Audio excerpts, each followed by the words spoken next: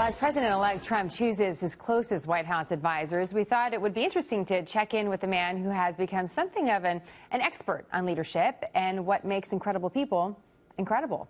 My next guest is the host of one of the most popular podcasts out there and the author of a brand new book that's just out this week called Tools of Titans, about the tactics, routines, and habits of billionaires, icons, and world-class performers. Joining me now, Tim Ferriss. In the book, I mean, it's a hefty read. It is. Long subtitle, too. It could be double as a weight. We're going to get into this. But your podcast, I mean, you have like 100 million downloads. You've talked to some of the most interesting, most famous, most dynamic people in the world. How did you get into that?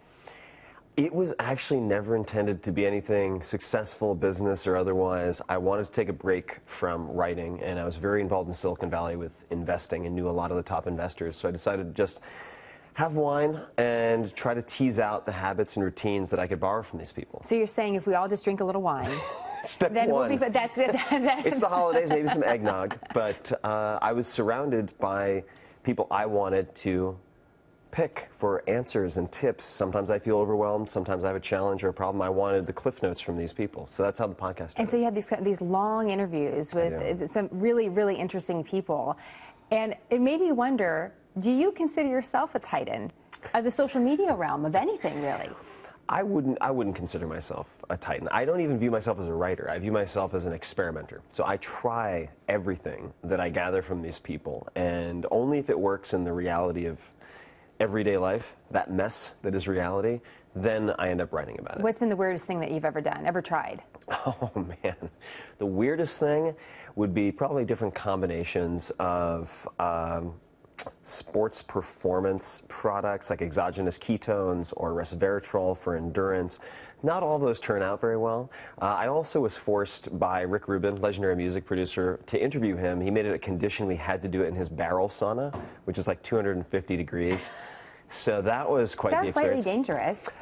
The microphones burned all of our hands. Okay. But fortunately, he has an ice bath, and then you do both. So it's not without risk, your work, but you're able to talk to these really interesting people, and that's what your book does, is it condenses some of the podcasts, a lot of them, into digestible bits for folks to read. So tell us a little bit about why you decided to do that, and what do you think is some of the most interesting parts of this 600-page book? So the book was never intended to be a book. I wanted to take the 10,000 pages of transcripts or so and distill it down to just the gems that I could use as cliff notes. So it's broken into healthy, wealthy, and wise. And I laid it out for myself. And when I got about halfway through it, I was like, okay, this thing is going to be a book. So I might as well share it with my readers.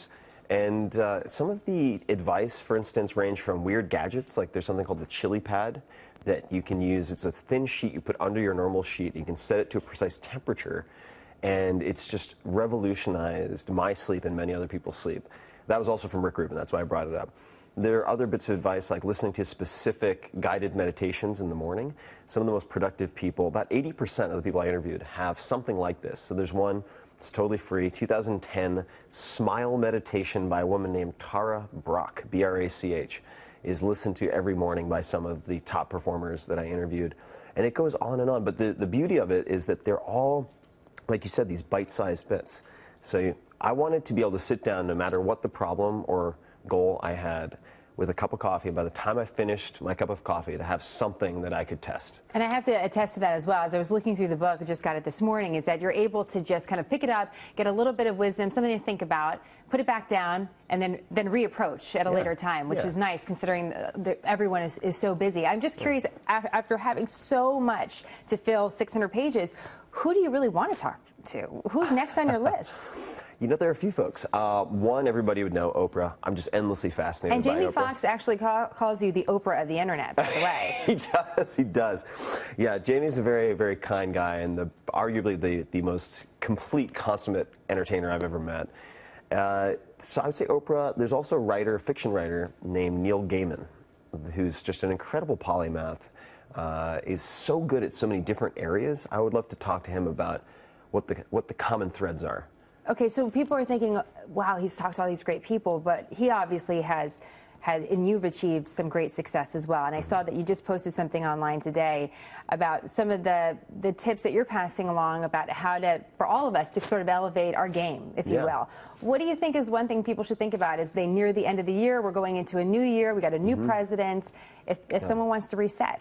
If someone wants to reset, I would say, number one, more important than New Year's resolutions, is looking back at the last year and doing a post-game analysis. I do that every December 31st. So I sit down and I will look at effectively doing an 80-20 analysis. In real simple terms, that means I'm looking at the 20% of activities, people, and so on that gave me 80% of the results or joy that I want in my life, and then also looking for the 20% of activities or people, commitments that cause me 80% of the negative emotions that I don't want in my life. And just by really journaling on that for, say, 2 pages, that will tell you much more about what you should do than trying to pull out of thin air 3 or 4 or 5 things for a New Year's resolution, which are probably the same 3 or 4 you had on the last year's New Year's resolution. I thought one of the best points was that if the answer is not simple, it's probably not the right answer.